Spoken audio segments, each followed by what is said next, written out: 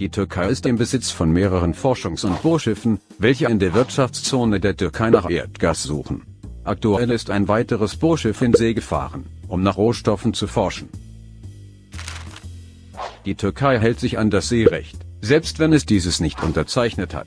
Gemäß dem internationalen Seerecht der Vereinten Nationen gibt es den Artikel 6, dass zwischen Küstenstaaten im Meer eine äquidistante Linie gezogen wird, sofern keine andere Einigung getroffen wurde.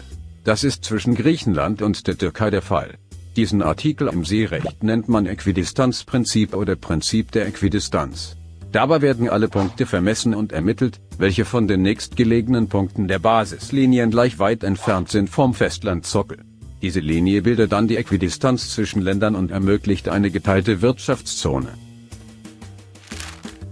Als Festlandsockel gelten Küstengebiete mit langen Grenzen. Daher werden Inseln nicht für das Prinzip der Äquidistanz berücksichtigt, wie es bereits Gerichtsurteile des Internationalen Gerichtshofs zeigen. Dabei ist der Streit bei der Schlangeninsel zwischen Rumänien und der Ukraine, oder der Konflikt an den Harnische-Inseln, sowie die Situation an den Kanalinseln zwischen Großbritannien und Frankreich zu erwähnen, welche ohne Inseln auf das Äquidistanzprinzip beruhen. Die Türkei hat mit den meisten angrenzenden Ländern das Äquidistanzkonzept geregelt. 2006 wurde dieses Gebiet auch als maritime Militärzone der Türkei festgelegt, die Blaue Heimat genannt wird. Unter anderem auch mit Libyen.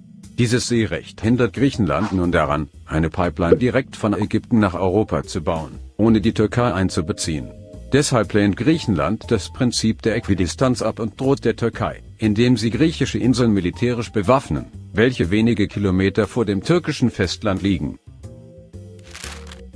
Das ist jedoch illegal, denn in den bestehenden Verträgen von Lausanne und Paris wurde ein Verbot unterzeichnet, diese Inseln mit Militäreinheiten zu besetzen.